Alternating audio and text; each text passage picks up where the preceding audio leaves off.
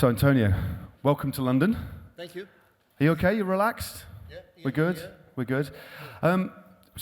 Let's rewind then let's set the scene a little bit. You were the president of Columbus Tubing, or the boss of Columbus Tubing in the early 1970s, late 60s. Then many of you here, of course, you'll have heard of Cinelli, but how did it come about that you ended up buying Cinelli and taking it to where it is today? Yeah. My father was a friend of Cino Cinelli since we go back in the 70s, and I was going to 6-day races with my father and Cino. And my father was old, and the Columbus Tubing were sold exclusively by Cino Cinelli. So that was something that annoyed me, because I said to myself, why I cannot go to sell Columbus Tubing in the world? And Cino didn't want a young guy taking care of Columbus Tubing. So it happens that I fight with him, because I was, let's go back in 74, 73, so I was kind of uncommon looking with long hair. Were you a bit of a hippie? No, Almost, not quite, no? A sort of wannabe hippie. Okay, Yeah, Bohemian. Yeah? Bohemian. That's about, yeah, okay, sort of everything. I was everything, let's say like that. And Cino appreciated that my desire to be into bicycle, but he said that you are not a biker, you don't know anything about bicycling. He was the president of professional cyclists, the first professional cyclist community syndicate. He was the one who organized that. But at the end, when he was decided to retire, he offered me to buy the company and to be partnered with his son Andrea. So that happened in 78, 79, and during 3 years. So, and Cinelli was an attractive proposition, an attractive brand, but what did you want to change? Because you did, we'll look at some images in a moment, but first, because you're an artist, you're a designer, you're an innovator, you think differently. No, I'm not an artist. No, you are an artist. I hate artists. No. I mean, I've been fighting with artists, still I'm fighting with artists every day. But you enjoy that, don't you? You enjoy that. Well, of course, I enjoy art, because, but, you know, I have an art gallery since 25 years, so I've been always a collector, so I wanted to see how art is on the opposite side. So when you are a collector, you are a god. Everybody is looking at you. It's so nice to talk with artists. When you become a gallerist, that is a totally different world. So that's why I say I hate artists, but I love art. So what about the Cinelli journey then? Because you've turned it into a brand which stands above many other brands. It's an innovative brand. It's a classic brand. It's modern, and there's a very different and unique ideology. So did you change much? What did you see in Cinelli, and how did you change? Okay, I changed much. I started with Columbus Tubing, which was technology, and chromoly technology. But being Columbus into cycling, there was a technology with soul. So somebody say, let's make a diversion. Somebody say that Columbus is like Intel inside, and I say, no, you don't love Intel, but you love the dove. So Columbus is the soul of cycling, it's not Intel in a bike. So my vision of being the tubing, something which belongs to your heart, because at that time you used to call totally campy to say a good bicycle, or you would say total Columbus to say, name a frame. Totally. The possibility of making a complete bike, put some innovation into a real something which has a total piece, what was put me into Cinelli, an enthusiasm, and I having been always studying art and being a lot into art and design. I put art and design into the bicycle, but without never forgetting the racing attitude. So Of course. So, shall we take a look at some? We have a picture here. You guys can see it on the okay. screen. So thankfully, Yes, otherwise I'd please, crick my yeah, neck. yeah, okay. Let's have a look at some images. We have several slides to show a little bit of the evolution. Oh, well, this first up. Let's start with chairs. We all like chairs. Can you imagine a world where chairs hadn't been invented? Yes, I rest my case. That was awkward. But yes, imagine a world if chairs hadn't been invented, because Columbus made chairs back in the 60s, 50s. Back in the 30s. Actually. 30s, sorry, right. Yeah, actually. My father, who was an industrialist, and saw during the 30s what was happening with Bauhaus in Switzerland. So he was the first Italian. He was a tubing maker, but he saw the possibility that the tubing can be transformed into something else, which was a chair, a table, even a bicycle after.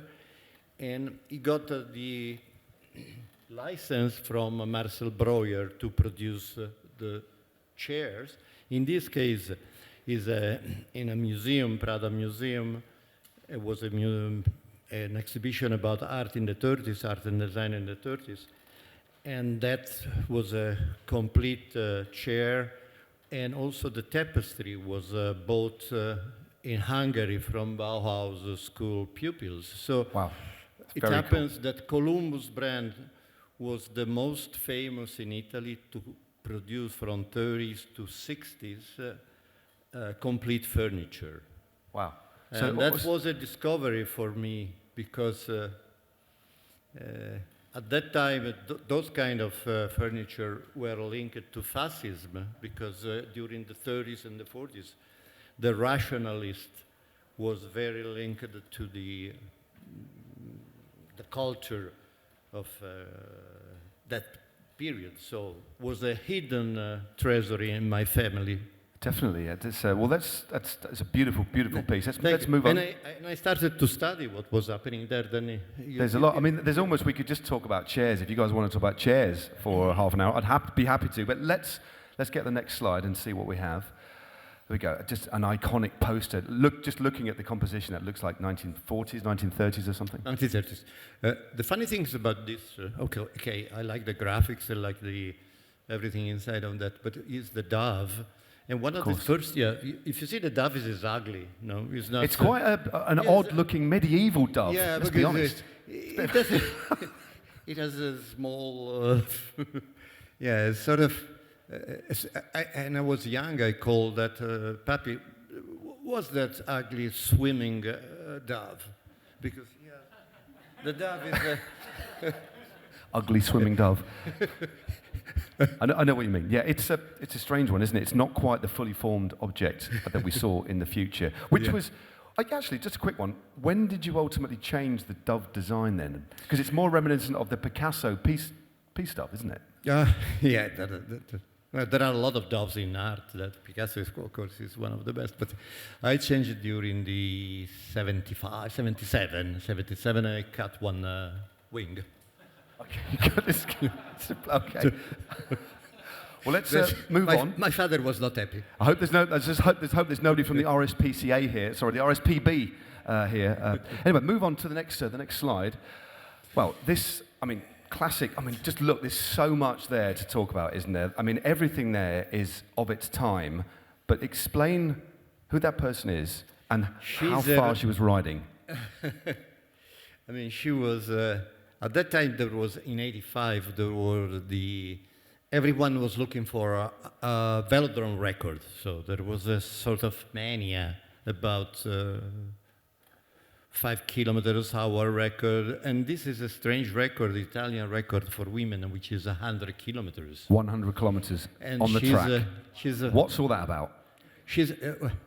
That was in Vigorelli, and she was she's Menuzzo, and she was riding a laser bicycle, which was born in '83. So laser bicycle is a sort of iconic track bicycle, which for over 10 years, we produce in no more than 350 pieces. So they were produced by my friend Andrea Pesenti, who is still a friend and working and talking. And we were able to give the laser to Russian Federation, Italian Federation, Australian Federation. So it's the most winning track bicycle, I guess, in the history of cycling, because we got more than 40 medals in Olympic and the world. So. Fantastic. I mean, it's everything about that. Even, I mean, of course, you've got the aero helmet as well, the first aero helmet of its kind as well. Yeah, that's the aero helmet. It's nice, yeah? It is. So, as Bernardino was the first to wear the Cinelli aero helmet on the road. Bernardino wore the Cinelli. Bernardino, yeah. He was Bernardino. Indeed, Bernardino. Sorry. Bernardino. Yes. I know. Next up, we have. Wow. Raise your hands if you use Spinacis back in the day. There we go. You have some. These guys have some. I mean, this is it's a thorny subject for you. It's a difficult subject for you to talk about because this is an aero handlebar that was in the late 1990s, which was then banned by the world governing body. So talk about the Spinaci bar. We were able to sell 500,000 Spinaci. 500,000? Yeah. Wow. In 2 years. And all the federation accepted to use Spinaci because they give an extra position, and if you lean on a bicycle, then you have something to grab. And Spinaci, they were under the brakes, so they were.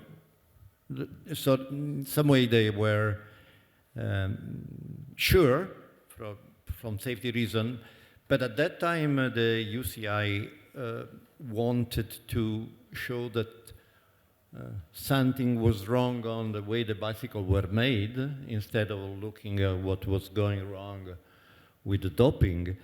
And immediately, do you know what? That's a fair comment. In a month, in July, they had a meeting with all the officers of federation and president of different federations, and they decided in September that the Spinaci had to be finishing, and no accident was due to Spinaci, recorded due to Spinaci.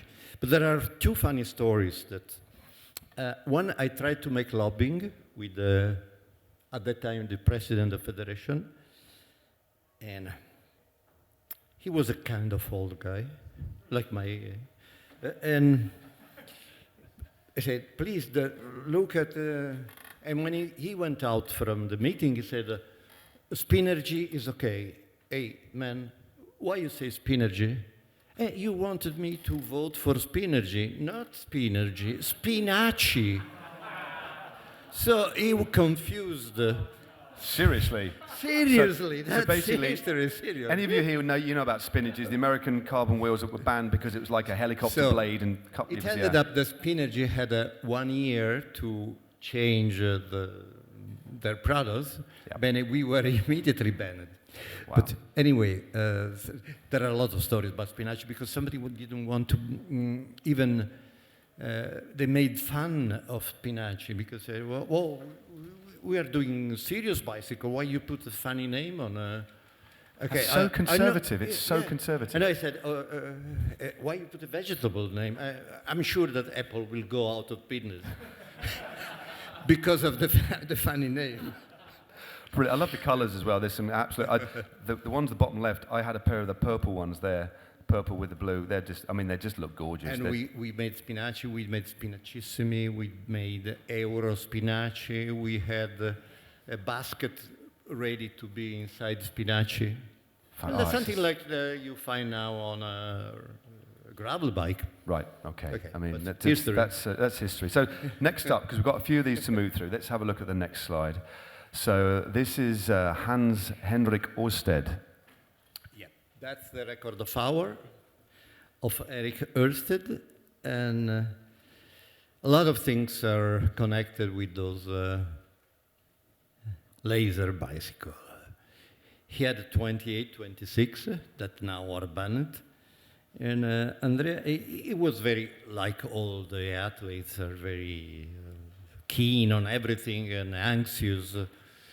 And the guy Pesenti, who made 4 bicycles for him, he was not convinced by the rake of the fork, and he wanted a few millimeters smaller. And the night the Pesenti took the bicycle, went against the wall, and the rake of the... Literally, you just press the bike against the wall. If you you bent had- the forks, basically. Yeah. Literally, if you had Pesenti here, would confirm. Don't do that at home, kids. On your steel bikes, and Erik please. Ørsted was happy. So we got the record on level, not On sea level. On the sea on level. sea. Yeah. What a way to end it.